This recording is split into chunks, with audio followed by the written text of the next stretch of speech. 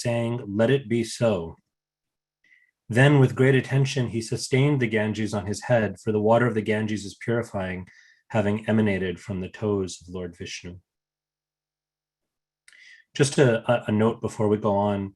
In this section of the Bhagavatam and in many of Srila Prabhupada's books, you'll find the word Ganga, the river Ganga, is translated as the Ganges. The Ganges, this is not necessarily relevant to the main topic today, but Ganges is a version of saying Ganga that I think originated with the Greeks. It actually isn't even before the British, but it's kind of a Western way of or a Western name for the river Ganga. It means the same thing. And Srila Prabhupada, being educated in a British medium, English medium school, very often uses Ganges, but we could just as easily say Ganga, which is, what's kind of more preferred these days. So text 10. The great and saintly king Bhagirath brought the Ganga, which can deliver all the fallen souls, to that place on earth where the bodies of his forefathers lay burnt to ashes. Text 11. Bhagirath mounted a swift chariot and drove before Mother Ganga, who followed him, purifying many countries until they reached the ashes of Bhagirath's forefathers, the sons of Sagara, who were thus sprinkled with water from the Ganga. And finally arriving at the verse that we're going to look at in more detail today. So we'll chant the Sanskrit as well.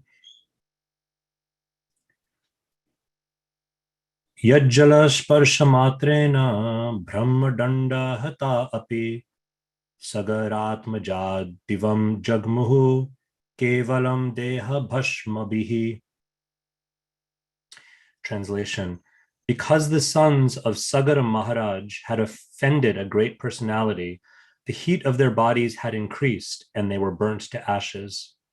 But simply by being sprinkled with water from the Ganga, all of them became eligible to go to the heavenly planets. What then is to be said of those who use the water of Mother Ganga to worship her? Srila Prabhupada's purport. Mother Ganga is worshipped by the water of the Ganga. A devotee takes a little water from the Ganga and offers it back to the Ganga. When the devotee takes the water, Mother Ganga does not lose anything. And when the water is offered back, Mother Ganga does not increase. But in this way, the worshipper of the Ganga is benefited. Similarly, a devotee of the Lord offers the Lord patram pushpam phalam toyam, a leaf, flower, fruit, or water, in great devotion. But everything, including the leaf, flower, fruit, and water, belongs to the Lord. And therefore, there is nothing to renounce or to accept.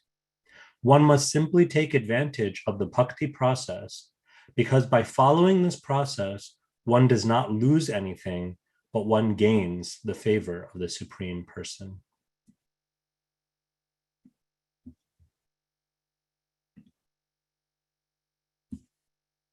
Om Agyantimirandhasya Gyananjana Shalakaya Chakshurun Militam Yena Tasmai Shri Gurave Namaha.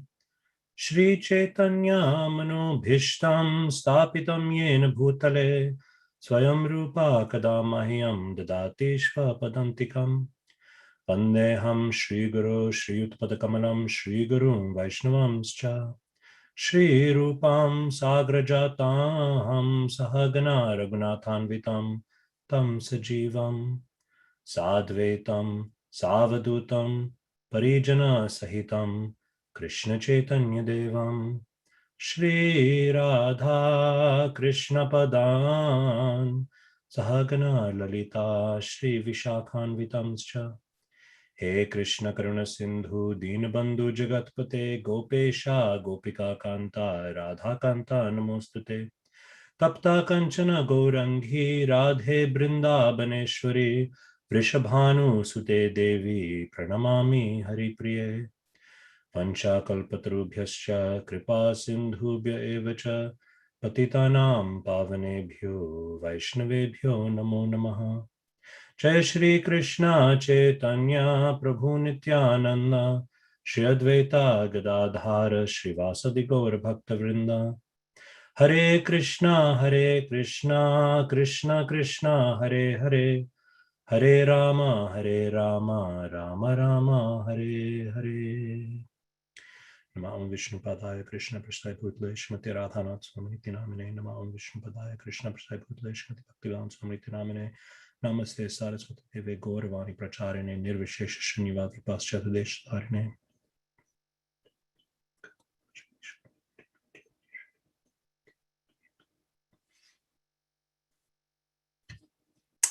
Hare Krishna and good morning.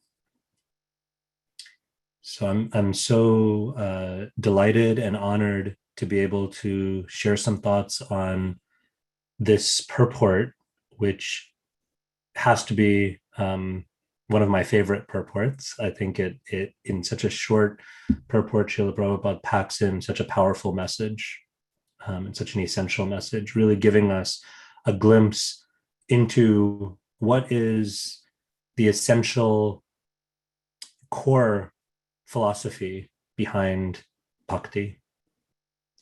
In fact, I feel especially connected to this purport, or especially happy to be speaking on this, because I've noticed that my own Guru Maharaj, His Holiness Radhanath Swami, very often draws from this purport. Some of you may have noticed this as well. Often when Radhanath Maharaj is explaining or describing what is the process of bhakti, this is the exact analogy that he uses, drawing from this verse in this purport. I want to read a little bit. This is from a transcript from a question and answer session after a lecture where Radhanath Maharaj does this. This is just one example. There are many others, and many of us may have heard even at the Bhakti Center when we were meeting more regularly in person. You may have heard Radhanath Maharaj or other speakers give this same example of the Ganga. So when asked the question, we render devotional service unto Krishna, but does he need our service? This is how Radhanath Maharaj answered in this one instance. He said, he, meaning Krishna, doesn't need anything. Krishna is Atmaram. Let's take the example of the Ganga. When you take water from the river Ganga, you say a prayer and offer the water to the Ganga. Does the Ganga need that handful of water from you? Is she going to dry up if you don't give that handful of water? Is her current going to be diverted back to the Himalayas if you don't give that handful of water? There are unlimited liters of water in the Ganga, and you have hardly an ounce in your hand. But we need to offer that handful for our spiritual purification. And the Ganga doesn't need anything, but she wants our love. So when we take that water from her and offer it back with love, she is happy. And then Maharaj gives another example. He says, if a child takes a rose from the mother's garden for her birthday and offers it to the mother, is the mother happy with the flower? She had already grown the flower belongs to her. But is she pleased when the child gives her that flower? The mother is probably more pleased with that flower offered with love than if someone else were to buy a diamond necklace to impress her or to get some favor. Similarly, it's love that pleases the heart of Krishna. Krishna doesn't need anything. He has given us body, mind, intelligence. He has given us the world with all facilities. But the purpose of this body, the purpose of this mind, the purpose of the whole world is simply an opportunity to reciprocate love. So God doesn't need anything, but God wants us to be happy, and our happiness is in love. So you can hear it's essentially Maharaj is kind of just expanding on this purport. But what a powerful idea that we have nothing to offer, actually.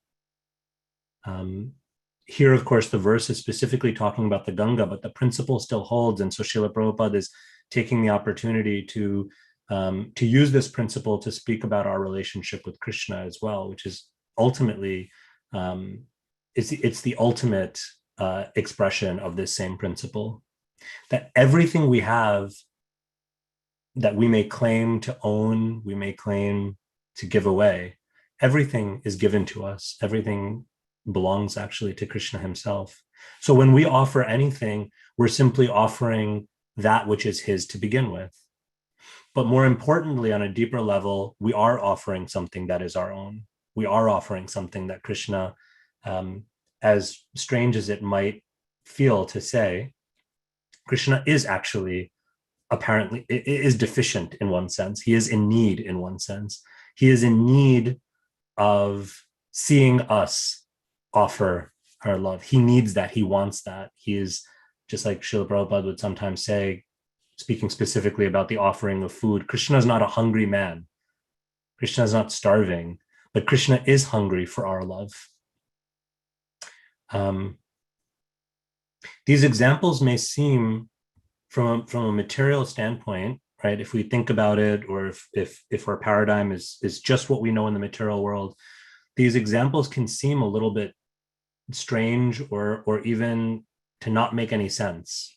Why would you take, right? And many of us have actually done this. When you go to a holy river like the Ganga or the Yamuna, you scoop up some of the water right there from the river, and you offer it right back into the river. And you do this repeatedly, often 3 times we do it. If someone were to see this without any other context, they would think this is like madness. This doesn't make any sense, right? But it does make sense. It does make sense on the level of love. And we get some indication of that. Now, in the material world, generally that may not make sense, but we do get some glimpses of that, even in the material world. So like Radhanath Maharaj gives this example of the child who plucks the rose from their own mother's garden and offers it to their mother. We've had such experiences in our life, right? Where just on the basis of looking at the object itself, the exchange wouldn't make sense, or the exchange would be considered something kind of absurd, right? If you looked at it in just like gross mathematical terms, it makes no sense for that mother to accept the flower from the child. But of course, we don't look at it in just kind of crass mathematical terms. We look at it through the lens of the feeling behind what the child is offering. Even sometimes the child doesn't even offer an actual flower. So like sometimes in school, for instance, when a child is very young, like kindergarten or 1st or 2nd grade or something like that, the children in school, they'll do some kind of craft activity. Like Father's Day is coming up. Father's Day is on Sunday, I think. So sometimes like in school, the teacher will have the children create like a little craft, like do an arts and craft project to give as a gift to the father on Father's Day or Mother's Day or whatever, right? To the parent. And so the child will create like not even a real flower, but they'll like cut out a flower from construction paper and attach it. I remember when I was a kid, we used to do this activity where the flower pot was made of like a paper cup, like a disposable cup. And usually there was this pipe cleaner that was like the stem. I don't know, every classroom in America in the 80s had like pipe cleaners. It was like a thing you use for arts and crafts. It was like this like long kind of bendy thing you used as a stem. And then the leaves you usually cut out, or the petals you usually cut out of construction paper. And you put the whole thing together, and then you brought this home to your parents, and it was like this flower. And when a parent is offered that flower, it's like the most precious flower in the world. They'll give it right pride of place. They'll put it in the most important place on their desk, or in the like the centerpiece of the table or something, and they're so proud of it. They're so happy. Now, if you look at it just from the material standpoint, what is it? It's not even a real flower. There's no fragrance. It's just some materials kind of glued together, usually not very well because the child is young. But to the parent, it's like the most precious thing. So what's going on in that exchange? What is the parent actually being touched by? What is the ingredient? It's not the construction paper. It's not the pipe cleaner. It's not the little Dixie cup. There's something else that's being given there.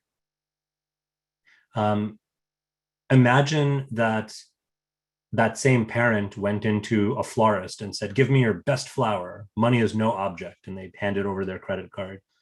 And the florist charges them, some huge amount of money, and then comes out with this construction paper flower. The parent would be outraged, right? We'd be like, what is this nonsense? Same flower, same person. But there's no love there. That's a transaction. And so when we're in this transactional paradigm, then what really matters is the object itself. But as we move from this transactional paradigm to a paradigm of love, to a paradigm of relationship, of intimacy, the actual object becomes less and less important, and the love becomes more and more primary.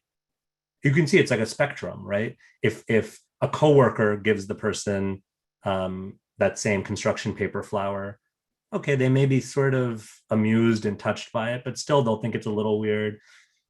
If their best friend gives it to them, they'll feel a little bit more inclined towards it, right? So it's like a spectrum. As we move, as the love intensifies, as the intimacy intensifies, so also does the material aspect of that exchange, the materiality of the object become less and less important.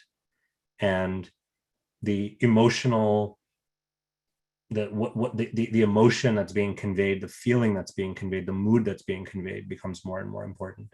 So we can experience that, right? Notice this is nothing, you don't need to be a spiritualist or a bhakta to I think experience this. Just even in this world, we can experience that.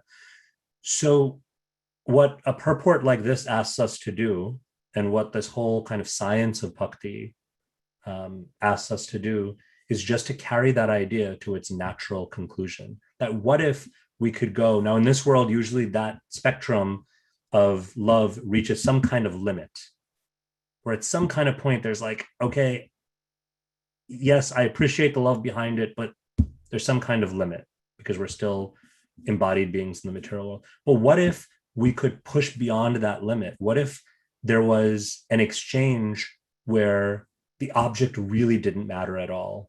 And what really, truly mattered, the only thing that mattered to the receiver, was the love. And when we do that, we come to Krishna. We come to Krishna's relationship with us.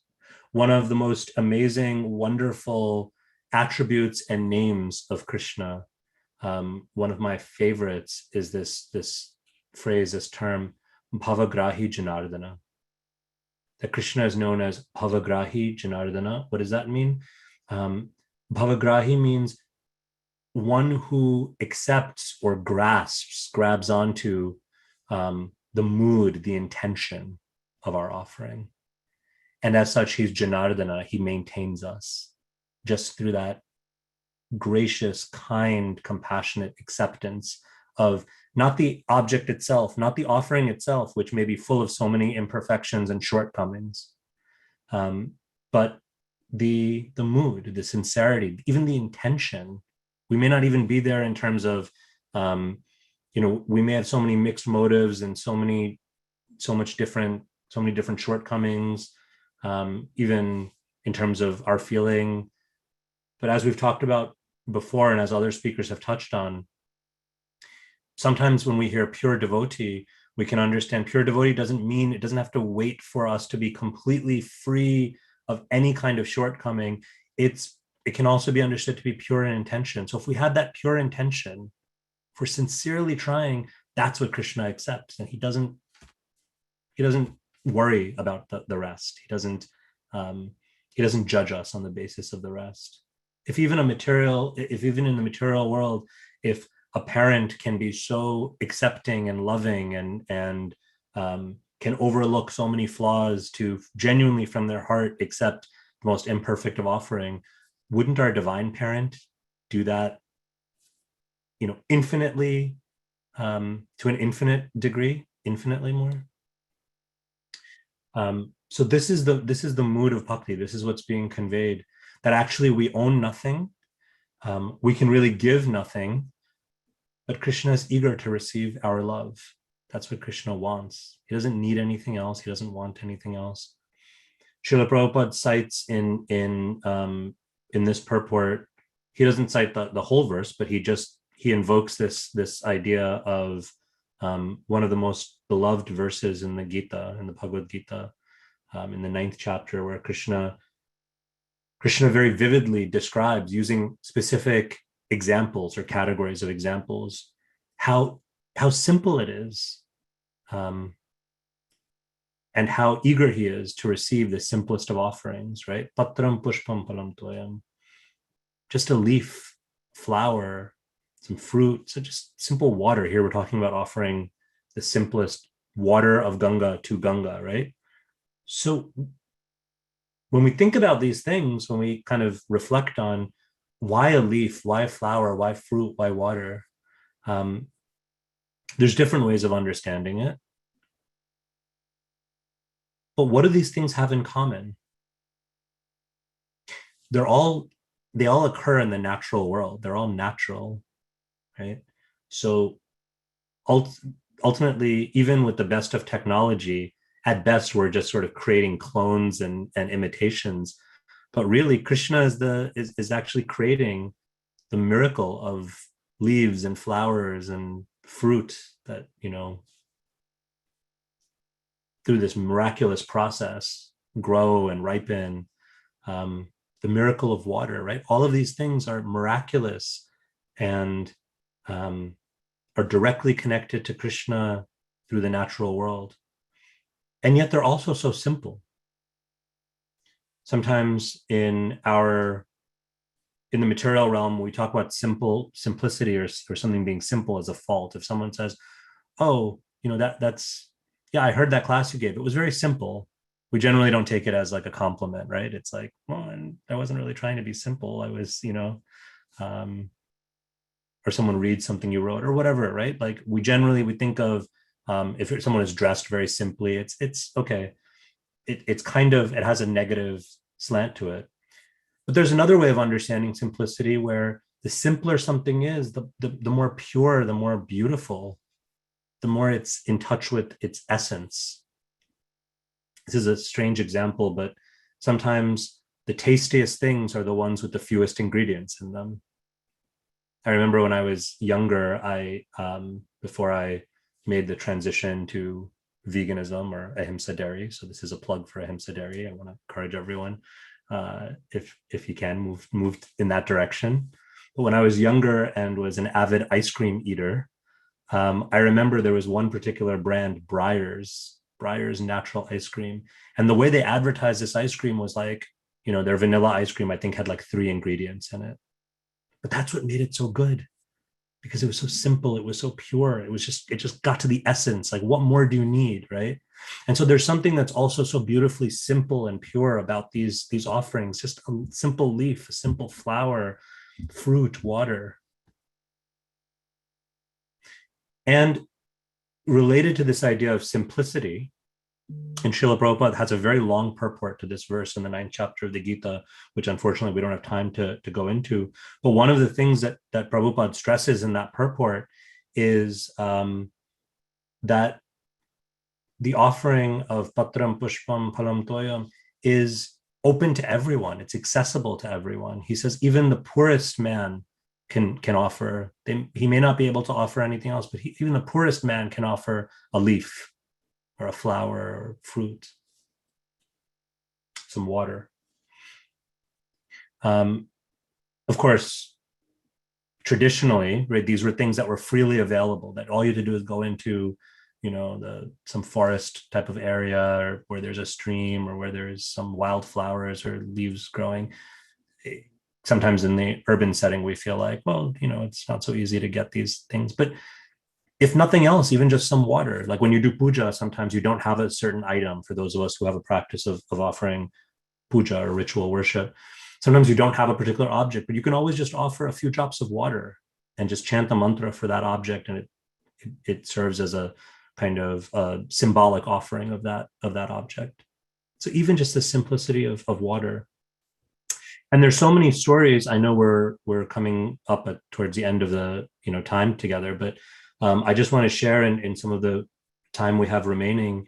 There's so many wonderful stories where Krishna actually models this for us, where he and his devotees, through their lila, through their pastimes, show us the truth of this, that it's not just, Krishna is not just speaking theoretically, he's not just speaking symbolically, or he is trying to encourage us, but he actually does accept these things. We've already talked a little bit about water, but if we look at patram, a leaf, sometimes we don't think too much about leaves. But Krishna is so pleased by a simple tulsi leaf. Now, of course, tulsi is a very special devotee, so you can say it's a special kind of leaf.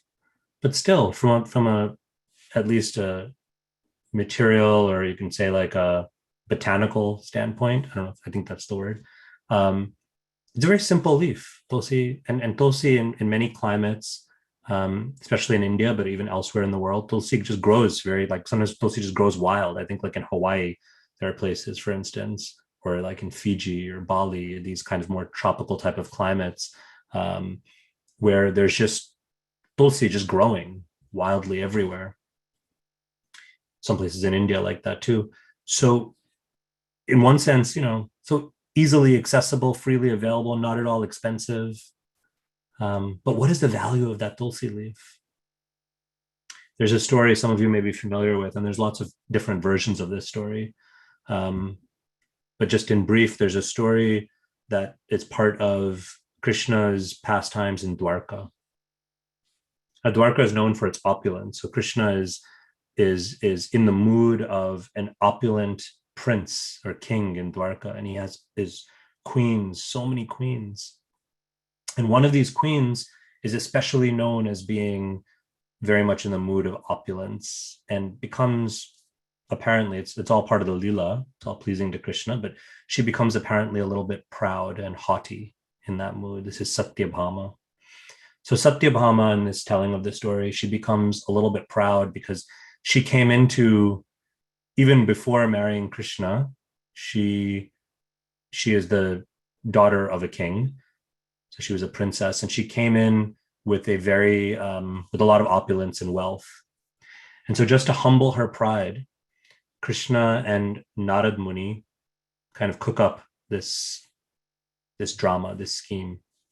So it's a bit of a long backstory, but they present this situation where Krishna is indebted to Narad Muni. And Narad Muni says, I will relieve Krishna of his debt if you, the queens of Dwarka, can offer some wealth that is equal to the weight, or that surpasses the weight of Krishna. So this is a kind of, they celebrate this even in temples today, where you take this really big scale, like a weighing scale, but a really big one, and the person sits in the kind of like the basket or the tray on one side of the scale, right? You've seen scales like this. I don't know what they're called, but there's kind of a basket or a plate on each side, and the point is to kind of balance them out, or to see which one weighs more. So the person is placed on one side, and then you amass some kind of wealth, or jewels or gold or something, to be equal to the weight of the person.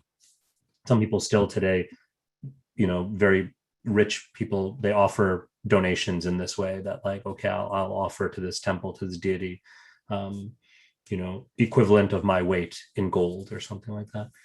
So Narad Muni, by Krishna's arrangement, he says, okay, so arrange for a scale like that, and we'll put Krishna on one end. So Krishna sits in one basket, or in one tray, and the queens of Dwarka, and especially Satyabhama, are instructed to bring all of their wealth, or to bring as much wealth as equals the weight of Krishna. And so Satyabhama is very, kind of proud of her wealth. And so she orders her assistants to bring from her treasury so many jewels, so many ornaments, so much gold and precious metals and jewels, and they place it. But no matter how much they place on the other end of the scale, the weighing scale, Krishna is still heavier. And all of the queens of Dwarka bring all of their wealth, all of the wealth practically that they can find in the stock house and the treasury of the kingdom of Dwarka, and they place it on the other end, and Krishna is still heavier. And finally, they're kind of becoming desperate, and Krishna, just in this sweet but very clever way to humble the pride of Satyabhama, he invokes her rival, and he says, I think you should ask Rukmini. I think you should ask Rukmini Maharani, and she'll find the right treasure to put on the other end of this scale. And so they ask Rukmini, and Rukmini, she runs to a place where tulsi is growing, and she plucks a tulsi leaf, a single tulsi leaf, and she brings it there. And she actually places the tulsi leaf on the weighing scale, and immediately the side with the leaf on it, it outweighs Krishna. And in fact, in some tellings of the story, they remove all of the jewels, all of the wealth, and only the tulsi leaf is placed on the scale, and it still weighs more than Krishna. So what is the lesson that's being taught here? What is Krishna showing us? This apparently simple thing that we take for granted, this simple little leaf, what is the value of it in the eyes of, in seen through material eyes? What is the value of this one little tulsi leaf? But it's invaluable. It's more valuable than all the riches we can imagine in Dwarka, what to speak of anywhere else, because of the love that's offered when that simple tulsi leaf is offered sincerely to Krishna. So patram, a leaf. Pushpam, a flower. There's so many stories of the offering of flowers. One in particular that I really like is it comes from South India, from the Sri Vaishnava tradition. There's a very, very great saint, one of the greatest saints in the Sri Vaishnava tradition, who is a woman whose name is Andal. So this is the story of Andal, one of the ways we know the greatness of Andal. Andal was found, she was found in a field. And the person who found her was a very pure-hearted Vaishnav by the name of Vishnuchitta. Vishnuchitta was a simple gardener and pujari who his service was to cultivate the garden of flowers for the offering to the local deity of Vishnu, and to make the garlands, right? To grow the flowers and then to offer them in the form of garlands. And one day when he went out to the field, he saw this illustrious, kind of divine-looking baby girl. And being childless, he thought, this is God's gift to me, for me to take care of. And so he accepted that child and raised her as his own daughter. And when she was just a young girl, when he would offer that, he would make the garlands and prepare them to offer to the deity. And unbeknownst to him, when she was just a young girl, this girl whose name eventually became Andal, she would take the garlands and secretly she would take them to a room and where there was like a mirror, and she would wear the garlands and she would look at herself in the mirror. Now, why did she do this? Why did she wear the garlands? It's a very, generally in terms of Orthodox practice, you would never do that, right? The garland is, there's some devotees on the call maybe whose service includes making garlands. So when you make a garland, right, you try to keep it as clean and pure as possible. You don't offer it to anyone else before it's been offered to the deity. Then after the deity has worn it, it can be accepted as Mahaprasad. But in this case, she was wearing it before the deity even had an opportunity to wear it. So that's generally considered, inappropriate. That's considered to be a fault. That's considered to be contaminating the offering. So why was she doing it? Well, she was doing it for two reasons. One is when you really love, and both of them were rooted in her natural, spontaneous, very deep and pure love for the Lord. So the first is when you really love someone, you're excited to offer something for them. You want to imagine what they'll look like in it. And so sometimes just to imagine, you may hold it up to yourself or you may put it on yourself. This is a bit of a, a crude example of this, but sometimes like if you're, let's say you're shopping for your significant other, for your husband or wife or partner, and you see something that they may like, some article of clothing in the store. So they're not there and you want to buy it for them. You want it to be a surprise even, but maybe you just hold it up to yourself and you look in the mirror. Oh, what does this look like? How would this fit? How would this hang? Right.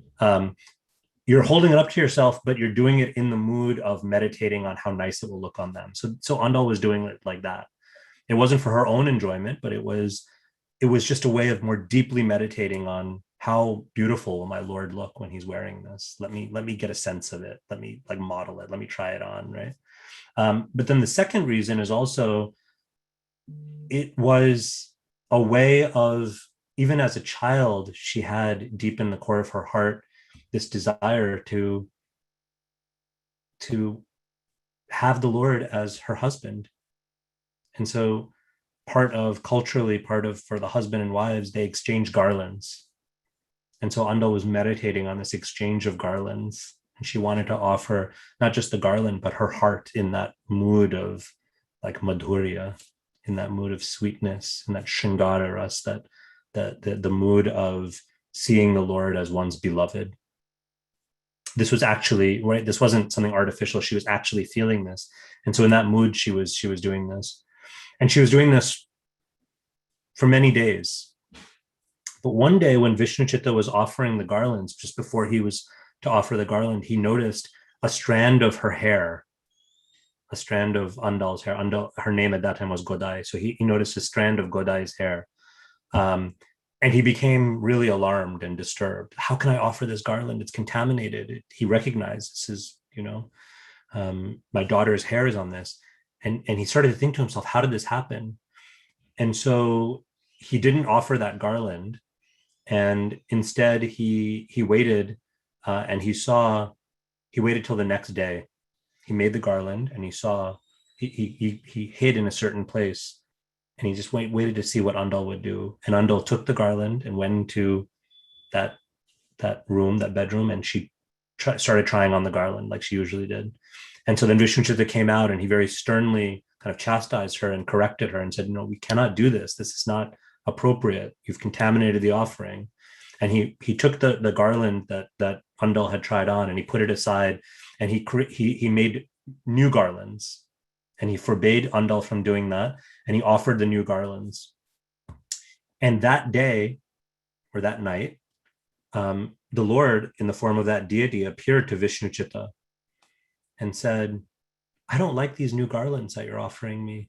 Why did you stop offering me the garlands that Andal would wear? I loved those garlands. I loved wearing the garlands that had the scent. It's even described the scent of Andal's body was on those garlands. The scent of her love was on those garlands. Those are the garlands that please me. These other garlands are second class. So when Vishnu Chitta woke up, he was stunned and amazed, but also his heart was so filled with joy. And he went and from his own daughter, who was just a little girl, but he begged forgiveness from her. And he recognized that actually her love is so pure. And so Andal was able to continue that practice, very inconceivable, mysterious practice of wearing these garlands first and then offering them. And in fact, it's such a beautiful story. We don't have time to go into all of it, but as Andal got older, her love for the Lord just intensified and increased. And when she became of marriageable age, Vishnu Chitta very gently and lovingly asked her, my dear daughter, it's as a father, I have a duty to facilitate your marriage. But you tell me, is there anyone that you have your heart already set on?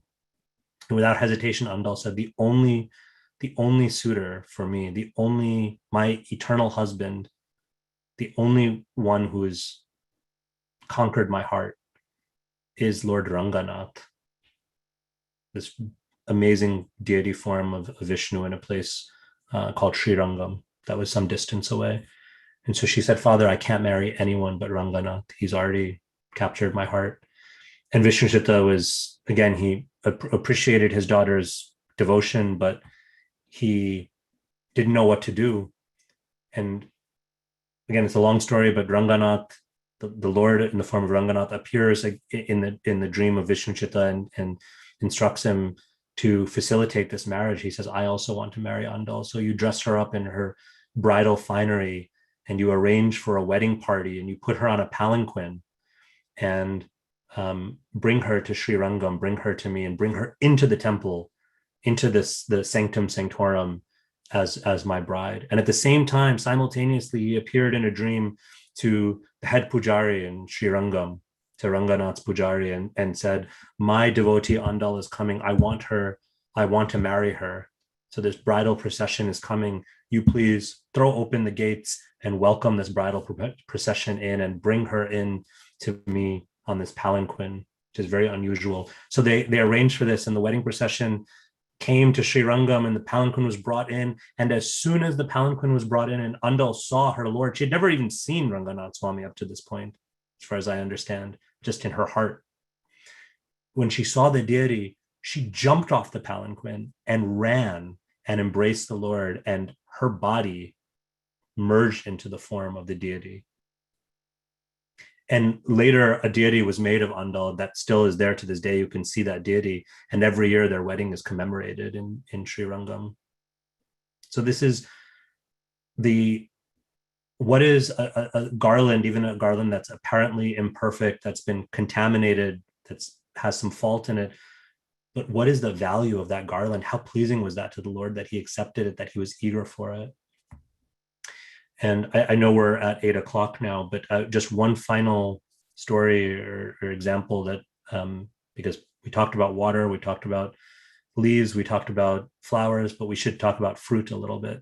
So there's a very sweet story in the Mahabharata tradition that Lord Krishna is invited to the court of Duryodhana. And so Duryodhana, thank you, I've gotten permission to go on.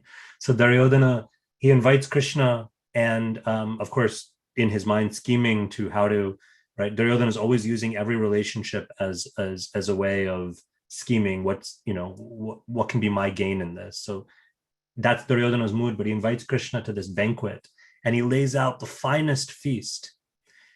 And there's different tellings of it, but the one I'm most familiar with is Krishna actually goes to Duryodhana's place, but he doesn't eat anything. He says, I've come here, but I have no appetite for this feast. And so he leaves, not having eaten a single morsel, a single grain.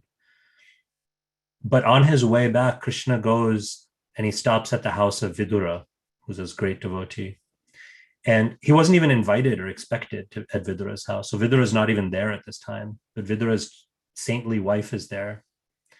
And Vidura and his wife, they have a relationship with Krishna that's in a kind of a parental mood. So Vidura's wife, who's often known as Vidurani has this loving motherly mood towards Krishna. And Krishna says, Vidurani Mata, I'm so hungry. Please feed me something. Please just offer me something, whatever you have. I'm really hungry. I can't wait. And Vidurani doesn't even have much of anything. She just has some simple bananas, some simple fruit. So she has these little, like you've seen, like in India, especially, they have these little bananas, like miniature bananas. So she has these little bananas, but she sits Krishna down, and with the greatest joy in her heart and love in her heart, motherly affection, she's just feeding Krishna bananas. And Vidura comes home at this moment, and he sees this scene, and he's shocked, because what he sees is what Vidurani is doing is inadvertently, her eyes are glued on the beauty of Krishna. Her heart is full of love of Krishna, that in that space, she's forgotten practically everything else. And in the ecstasy of serving Krishna and the ecstasy of her love for Krishna, she's doing something quite mysterious. She's peeling the bananas and she's discarding the banana and she's feeding Krishna the banana peels. And Vidura is shocked. And he's about to correct her, to say something, and Krishna stops him. And Krishna says, Vidura, don't you dare say anything to her. She's in the midst of the ecstasy of pure love for me. And so I'm enjoying these banana peels. So please don't interrupt her. I'm enjoying this. Please don't disturb her. Don't chastise her. She's doing actually everything perfectly. But when this exchange happens, Vidurani herself wakes up from the sort of fog of loving meditation that she was in and realizes what's been going on, and she feels so embarrassed. And so she then starts feeding Krishna the bananas and discarding the peels. And Krishna is a little disappointed. And he says, these bananas are nice, but they're not as nice as the peels. So this is the love of Krishna. This is bhakti, that Krishna sees more value in one leaf than he does in storehouses and storehouses of material wealth. That he is more pleased by a so-called contaminated flower garland, and he prefers to embrace that to his chest, that garland to his chest, than he is pleased by the most fragrant, apparently perfect, contamination-free flowers. That he is more pleased with the banana peels of Vidurani than he is with the most opulent feast. Because in each of those instances, what he was actually accepting and what he's actually hungering for, even from us, is love and purity of intention. So in this spirit, this is actually, purports like this and verses like this should give us great hope, because as little as we have, actually, it's humbling to admit, but we have nothing. And it seems like sometimes that we're so full of imperfection, we're so full of shortcoming, we have so many faults, we have so many, there's so much imperfection in what we're doing or what we have to offer, but we can find the greatest hope in verses and purports like this, just reminding us that what Krishna is actually looking for, what Bhavagrahi Janardhan is actually looking for, is our intention, is the love of our hearts. So I'll let it rest there. Thank you so much. I know I went over time, but if anyone has any questions, comments, reflections, happy to hear them now. Hare Krishna, Prabhu. Thank you so much. Oh. Yeah, I mean, I really, the way, this class really drove it home so much more deeply, the fact that all we really have to give and all, Krishna wants is our love. Somehow, we hear this all the time, but somehow your class really drove it home more deeply. So thank you so much for that, especially, when we think of our imperfections, we can really focus and appreciate more so on what Krishna is actually looking for. It was just really wonderful in that respect. You mentioned when you were talking about your veganism, I couldn't catch, was it the name of a person, Saderi or something like that? I didn't understand what you were saying in that connection. Oh, no. I was just saying, I was saying veganism, but then I corrected myself, because technically it's not, what I practice is not, I don't want to claim to be a vegan per se. It's, I only take ahimsa dairy. So ahimsa dairy refers to dairy products that are, that come from cows that will never be slaughtered, that are cared for, for their entire lives. So like milk from cows, like at a Goshala like Gitanagri or in New Vrindavan or the Govardhan Eco Village or like that. That's what I meant. Yeah, ahimsa dairy. Ahimsa dairy. That's what it was. Yeah, I yeah, thought yeah, you mentioned somebody named Saderi, but no, it was Ahimsa dairy. Okay. yeah. And when you talked about simple foods, you should have heard me over here. I was like, yes, yes, because that is my mantra. I'm always talking about, it's like candy for me. Just, steamed zucchini with the right amount of salt, or, it's I mean, the simplest foods, without and the main ingredient is the only ingredient. I was just like, wow. Anyway, thank you so much for the class. Thank you. Thank you. I'm looking in the chat box and I see that Karthik has a question. I'm also grateful for all the encouragement and appreciation. But Karthik asks, and I know we're short on time, so I'll try to just summarize it. He asks about when we extend this mood of devotion to our relationship with Krishna, apparently Krishna is not as tangible. And so there's this doubt that arises that, are we just sort of playing make-believe? Are we just playing with our mind? And that's a really valid point, and that's a very understandable experience. I think many of us, most of us probably, at times at least, struggle with that. Like, am I just making this up? Is this just sort of imagination? So yes, I think that struggle is real. And I think we need to, kind of acknowledge that. But as our faith grows, we're able to tune into more and more reciprocation. The reciprocation is there, but even with those doubts, sometimes I think if we can continue to serve in this way, continue to hear, the more we learn about someone, the more real they become to us. So the more we learn about Krishna, the more real he becomes to us. I say to us because his realness is there, but are we able to receive it? Are we able to connect with it? The reciprocation is there, but are we able to always recognize it or see it in that way? I know we're over time, but I recently had an experience, and I think many of us have experiences like this, and they build our faith. They give us that faith that something real is going on. I just, in brief, my family and I recently visited New Vrindavan. Some of you may have also visited there in the past.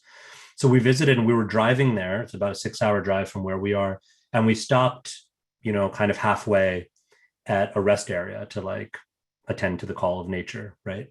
And so after we, used the facilities and everything, and we were on our way back to the car, we passed by, there was this rose bush just at the rest area. And as we walked by, it was so fragrant that we couldn't help but notice it. And this is very uncharacteristic of me, but usually I don't do stuff like this. I'm not such a, I'm usually kind of oblivious to stuff like this. But suddenly in that moment, I felt like we're going to see Krishna at the temple. We're going to see Radha Vrindavan Chandra. Let me bring one of these fragrant roses for the deity. So I just kind of quickly plucked a rose from that rose bush and brought it into the car and kind of set it aside on the sort of dashboard of the car, and we drove the rest of the way to the temple, to New Vrindavan. And of course, by the time we got to the temple, that rose was kind of looking a little bit wilted and a little sad, and it was just this kind of like floppy little rose that had been sitting on the car dashboard for like 3 hours. And but still, I wanted to offer it. I went to the temple room. The deities were actually closed. I brought the flower in front of the deities. It was just about the time for the darshan to open, and I placed the offering. They have a little basket in front of the deities for offering. So I placed the flower in the basket and I said a little prayer, and the deity doors opened, and I'm not even kidding. The deities were decorated practically from head to toe in the same kind of flower. I don't know if it's exactly a rose or some kind of hybrid. It was like the same kind of flower. Was their garlands were in vases on either side of the deities. It was like all over the altar. then I was like stunned.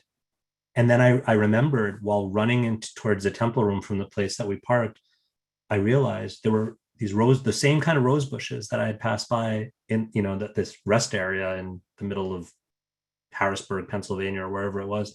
They were growing all over the place in New Vrindavan. So for a second, I felt, or for a few seconds, for a few moments, I felt really kind of deflated and humbled. Like, oh, this is so dumb. I brought this rose from this like stinky rest area, like such a lame offering to a temple that is like abundant in these flowers. Actually, New Vrindavan has like these award-winning rose gardens. So I don't know what I was thinking. To the deities that are already covered from head to toe in the most wonderful version of these flowers. And I brought one floppy rest area version of this flower. So for those, for a little while, I was like humbled and deflated, and I felt kind of embarrassed. And then I realized like, Krishna is actually like playing with me. Krishna gave me the inspiration to pluck the rose to begin with. Krishna, facilitated this whole thing just to have some fun with me and to maybe remind me of what Srila Prabhupada says in this purport. And what a sweet exchange. And what a reminder that Krishna, the only thing he needs from me is that intention, is that love. Now it's a simple little thing, and we've all maybe had, or many of us have had similar stories, but we can hear a story like that or experience a story like that and just think, oh, well, everything is just a coincidence. Or we can take it as Krishna's reciprocating. And so we know his realness, to go back to Karthik's question, we know his realness through his reciprocation, that he's actually present. And if we can open ourselves up to it, tune into it, he's relating to us. He's having fun with us. He's playing with us. It's an exchange. Thank you. I hope that, thanks, Karthik. I hope that helps. Maybe we can take one more question. And I know Athena has her hand virtually raised. So Athena? Can you squeeze in two questions? I forgot one. Is there time for two questions? How about we do two quick questions or one involved question? But this is dangerous because Athena and Gail both have a reputation for asking the most deep, amazing, profound questions. It's simple. It's simple. It's so simple. So, okay. So Athena, if you can maybe give us an abbreviated version of your question, and then Gail, you can do the same. Athena, are you there? Yes, Hare Krishna, Venkata Bhatta, Prabhu. Actually, no questions today, but just pure appreciation. And I'm sorry, I'm just left in tears by all your wonderful stories. And I just want to say, I want to appreciate you because I feel like every time you speak, and their sessions are just so nourishing to the soul and touches the heart. And I feel like I love that you illustrate your points with just such beautiful stories. And I could comment on each of the stories you gave, and I'm mindful of your time, and I wanted to share ones that specifically touched my heart, and even share a ridiculous, humiliating, embarrassing story of myself that relates, but maybe I'm not even contained really to share it. But I appreciate not even these stories, but how you deliver it. Just really has so much bhakti and touches the heart so much. So thank you so much. I love your session so much, and I gained so much from it, and I'm left in tears all the time. So thank you so much. Hare Krishna. Thank you, Athena. You're in this one appreciation or comment. I think you demonstrated a heart full of bhakti far more eloquently than my class ever could. So thank you so much for your encouragement and always for your sincerity in your questions and your comments and your reflections and your eagerness to hear and to understand. Thank you. Okay, Gail, that's the comment to beat. What do you have? Yeah, when you were describing the fact that Mother Ganga, just wants our love, I was so struck by that, because although we always hear that, we take from the Ganges and give it back to her, to hear you describe her desire for our love the same way we normally describe Krishna's desire, I was taken aback. So, I mean, I don't know what more you can say about that, but if you could somehow elaborate on the fact that she is looking for our love also, not just Krishna. Yeah. Thank you for that. I was actually struck by the same thing. I when I heard it articulated like that from my Guru Maharaj, I was also really struck by that. And maybe there's different ways of interpreting or understanding that. But two things that really speak to my heart in this moment with that is, one is that Ganga is a mother. And so in the paradigm of Bhakti and the theology of Vaishnavism, we understand especially that the mother-child relationship is a really, really sacred one, because it so powerfully reflects our own relationship with our divine parents. Krishna describes himself in the Gita as being the father and Prakriti being the mother. And we are the children of this union. But like that, there's so many mothers. And so one of the reasons why, for instance, it's stressed that to have a relationship with the cow, this is another relationship where we can connect to that motherly affection and feel that reciprocation, feel that energy of Krishna's love for us through the medium of Mother Cow and Mother Earth. And the Ganga, the rivers, sacred rivers in general, but particularly Ganga, has this mood of also being a mother. And so I know my Guru Maharaj has his own very specific relationship, and it's talked about in his first book, The Journey Home. And if you haven't had a chance to read it, I highly recommend it to everyone. But he talks about seeing the Ganga as his mother, and he shares this really beautiful story. I don't want to spoil it for anyone, but he shares this beautiful story where he returns after many years to the Ganga and finds a way to integrate his loving relationship with his biological mother, with his loving relationship with his adopted mother, the Ganga. So I think one way of understanding this is the Ganga is one of our mothers who's caring for us and loving us and reflecting Krishna's parental love for us as a sacred and loved child. And then the second thing that I'm struck by, especially in hearing. No, but wait, Venkata, we understand Bhumi to be our mother because she provides so much for us in so many different ways. But how to understand Mother Ganga in a similar way? Yeah, I mean, I think maybe it's not as sort of concrete in terms of seeing, like, tangibly experiencing what she does for us, but the rivers also, right? Like, I mean, all of the natural world is connected. What would happen? What would happen without the rivers? So even in that sense, but I think especially in the case of Ganga, right? And as we're reading in the story, she's also caring for us and providing us in ways, in maybe more subtle ways, in less, not so much, in those kind of tangible ways of physically maintaining us, although she does that also, but also Ganga maintains us in this wonderful relationship of purification and protection and absolution, absolving us. Ganga is reanimating these sons in this, the Sagar Maharaj story. So in a similar way, we can say Ganga kind of animates or reanimates us. So it's a little bit more subtle, but I think that mood is still there. I think you could still make a case for that.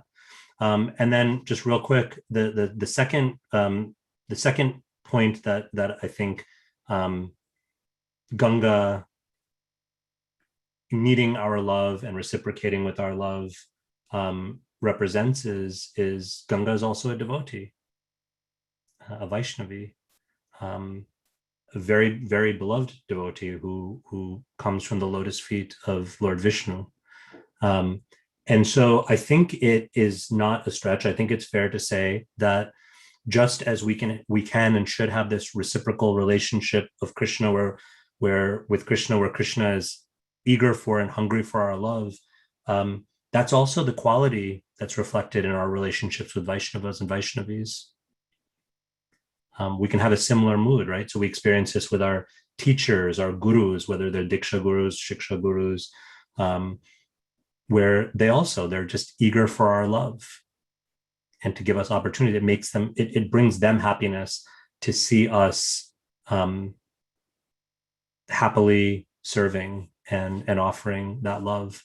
And so I think we can take it in that way too. It's a reminder that Ganga is, as a eternal associate and loving servant of Krishna, is very happy as well, and engages in that reciprocation with us as well. I hope that's okay. There's so much more to say, but I want to be. Thank you very much. Thank you all so much. This is wonderful and so encouraging for me. Thank you for your encouragement. If there's whatever good or whatever you found of value in this class, please know that to be just a reflection of what I've been blessed with and given by my teachers. And if there's any shortcomings or imperfections, please forgive those and know those to be coming just from me. Okay, thank you all so much. Grantaraj Srimad Bhagavatam ki jai, Srila Prabhupada ki jai. His Grace Venkata Bhatta Prabhu ki jai. Thank you so much, Prabhu. That is so brilliant. And one of the most brilliant adaptations from a purport recently that I've heard. Such nice details, especially all the four are related to ladies or God, like Mother Ganga, all other mothers also, and so brilliantly adapted right from the purport. So thank you so much, Hare Krishna. Thank you. And thank you all the devotees who participate also. They inspire me every day to join and be here every day by their sincerity. Thank you all everyone for this beautiful experience this morning. Thank you for Hare Krishna. Hare Krishna. Take care, everyone.